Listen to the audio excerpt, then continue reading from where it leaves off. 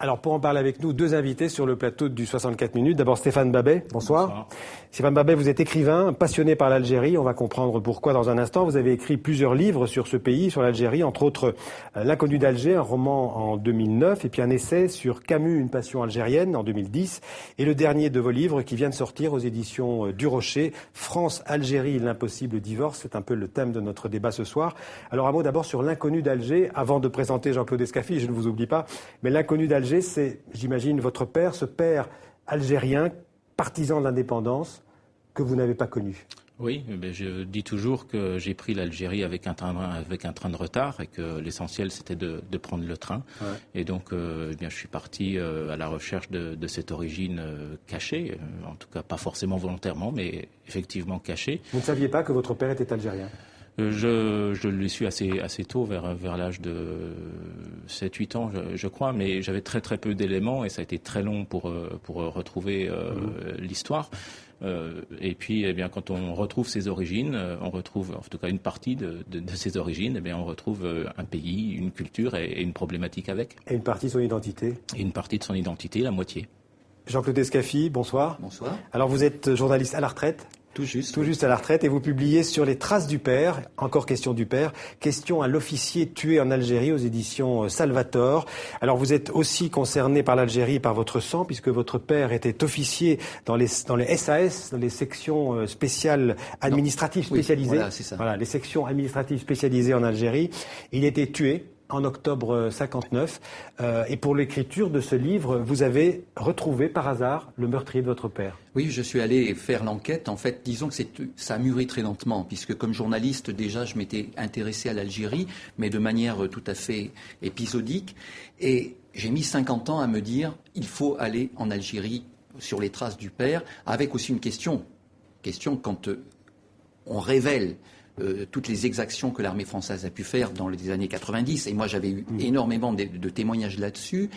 Et j'ai mis 50 ans à me poser la question en me disant « Et toi, papa, est-ce que toi aussi, tu as... » Alors, quelle question vouliez-vous poser à votre père ? Ou auriez-vous posé à votre père ? Mais c'est dans le livre, exactement. Mais est-ce que tu as participé à ces exactions ? Est-ce que je me suis rendu compte que finalement, le problème, c'était que l'Algérie, ce n'était pas simplement une bavure des massues, des parachutistes, Massu, etc. Qui était après soupçonné mais que de c'était torture. devenu un esprit de système et que en pleine guerre d'Algérie, toutes les unités, etc., avaient des officiers de renseignement et autres, et donc finalement que la torture était quelque chose de pratiqué massivement. Et pour moi, c'est quelque chose qui est resté très fortement ancré avec l'envie d'aller sur place. Donc, et qui était votre père, alors, avec 50 ans de recul ?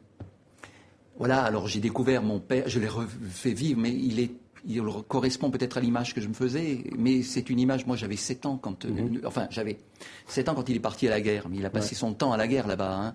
Il a fait l'Indochine, il était maquisard d'abord en France, et c'est ça qui lui a donné l'envie d'être militaire. Il n'avait pas une vocation militaire en soi. Et puis, mon père avait... Personne ne mérite la mort, mais il a été tué, votre père. Il a été tué. Il a été tué. Et il savait qu'il allait être tué. J'ai retrouvé dans ses papiers des rapports du deuxième bureau en disant on va te tuer. Je me suis posé la question, je me suis dit mais pourquoi ? Est-ce qu'il a fait quelque chose de particulier ? J'ai eu une réponse que je ne donnerai pas tout à fait, mais j'ai rencontré. Alors on est parti l'année dernière en Petite Kabylie, puisqu'il est mort en Petite Kabylie. On a été escortés par des amis algériens qui ont pris des risques pour nous. Et c'est ça qui est le plus important pour moi, c'est de savoir cette solidarité d'amis algériens qui pourtant, dont les pères avaient combattu mon père. Eh bien, ils nous ont escortés et par le plus grand des hasards, on monte dans un poste au milieu de nulle part, on tombe sur un vieil homme, 93 ans. Et cet homme-là, il se trouve que c'était le meurtrier de mon père. Incroyable. Alors, la même question pour tous les deux. 60 ans après le début de cette guerre d'Algérie, 52 ans après l'indépendance, pourquoi les relations entre la France et l'Algérie sont toujours aussi difficiles, complexes, voire impossibles ? Pour des raisons qui tiennent à la politique des deux États. Jean-Claude Escaffi vient de parler d'une histoire personnelle, de cette histoire, comme disait René Char, qui se fait à coups de revolver et sur le dos des peuples, sur le dos des personnes. Il n'y a pas de bon et de mauvais dans cette affaire-là. Quand je parle de l'histoire humaine, il n'y a que des drames. Celui-là en est un, les Algériens en ont connu d'autant. En revanche, les États ont alimenté depuis 60 ans, ont continué cette guerre par d'autres moyens, par la voie symbolique, par la voie politique. La France n'a jamais reconnu véritablement sa responsabilité. Il faut quand même des deux côtés de la Méditerranée, il y a une histoire officielle. Des deux côtés, cette histoire est l'otage, est doublement prise en otage. D'une part en France par des gens qui alimentent sans cesse la nostalgie de l'Algérie française. Lorsque vous avez des élus, encore aujourd'hui, qui déposent des gerbes devant la stèle dédiée à l'OAS ou veulent créer pour des raisons purement électoralistes. L'organisation de l'armée secrète, donc, qui était une organisation terroriste, on peut le dire, tout simplement, et qui voulait que l'Algérie reste française. Et qui a d'ailleurs tué des Français, pas seulement des Algériens, qui a tenté d'assassiner le général de Gaulle. Lorsque vous avez des municipalités actuelles, des maires qui créent des musées de la présence française en Algérie, ceci alimente évidemment la guerre par d'autres moyens. Et puis... de l'autre côté, eh bien, vous avez un pouvoir algérien qui n'a plus que comme seule possibilité de légitimité de se raccrocher aux branches de l'histoire officielle et donc de diaboliser la France, de la maintenir dans son statut d'ex-puissance coloniale. D'ailleurs, le président Bouteflika l'a encore rappelé aujourd'hui. Écoutez, c'est pas un hasard si le président Bouteflika apparaît à la télévision alors qu'il n'est pas apparu quasiment depuis son élection le jour de la Toussaint Rouge. On voit bien là que c'est la seule façon d'exister politiquement.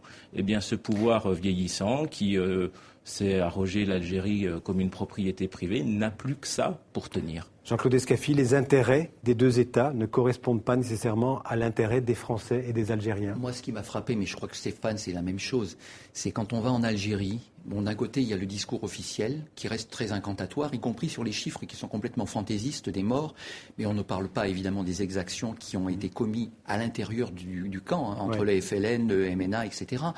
Mais ce qui me frappe, c'est de voir d'abord, pour les moins de 50 ans, c'est la guerre de 14-18.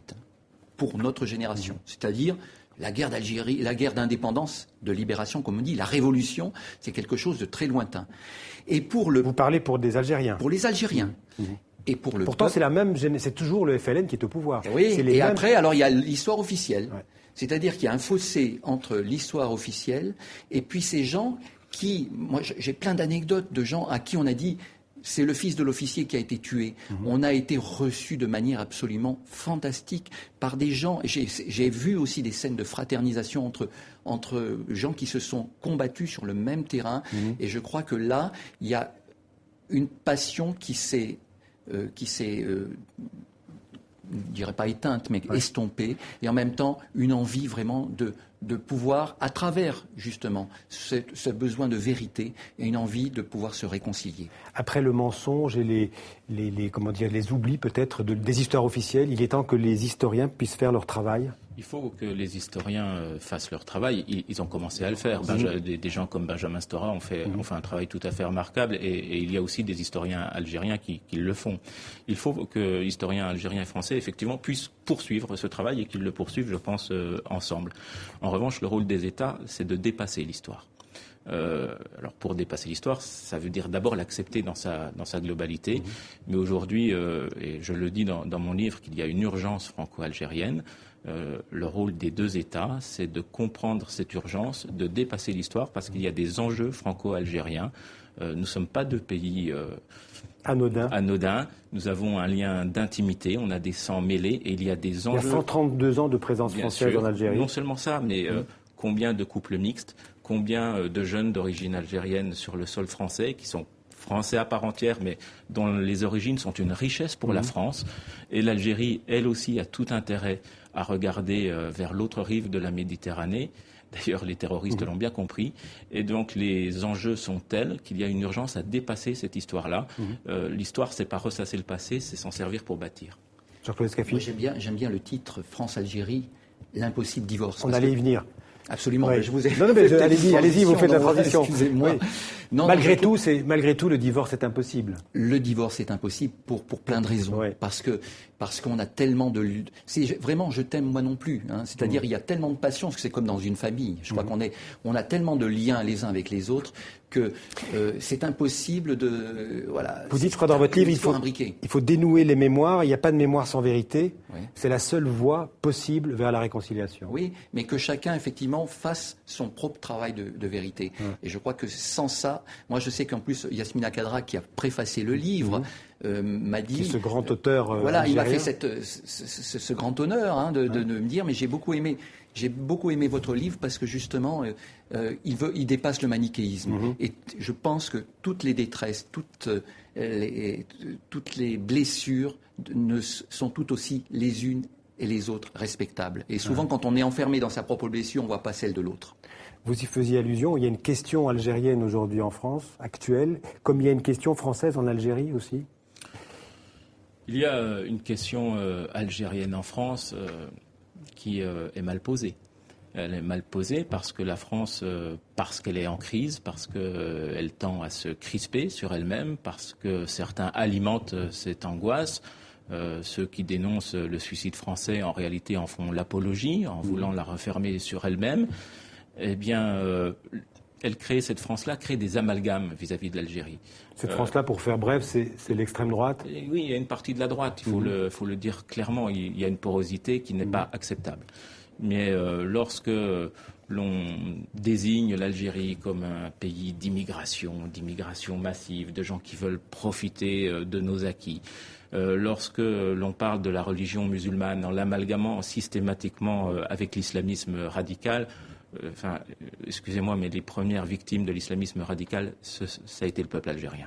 Ce sont des centaines de milliers d'Algériens qui sont morts sous les balles de ces gens-là. Donc, il faut véritablement cesser ça. Ce mépris-là, cette haine-là ne peut pas durer. D'autant plus que lorsqu'on connaît tous ces gens d'origine algérienne, mais qui sont français, leur double culture constitue une authentique richesse pour la France et on ferait bien de savoir l'utiliser à bon escient. À tous les deux, France-Algérie, c'est votre double identité ? Absolument. Enfin, moi, d'une autre manière, si vous voulez, mais je me sens, ce que je disais tout à l'heure quand on en parlait, je me sens une dette. C'est pas une dette, je me sens d'abord parce que je l'ai dédicacé à mon petit-fils qui a des origines kabyles. Donc, c'est quand même un hasard. Je ne suis pas sûr qu'il y ait que des hasards. Mais voilà, j'ai un petit-fils qui a des origines kabyles et j'ai beaucoup d'amis.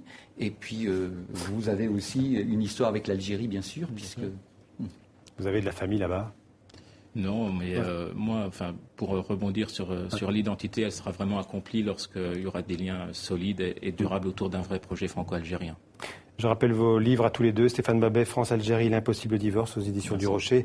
Jean-Claude Escaffi sur les traces du père, question à l'officier tué en Algérie, votre père, aux éditions Salvator. Merci à tous les deux d'avoir été sur le plateau du 64 minutes. Encore un mot d'ailleurs sur l'Algérie pour d'autres informations sur ce 60e anniversaire du début de la guerre d'Algérie. Je vous renvoie à notre site internet tv5monde.com.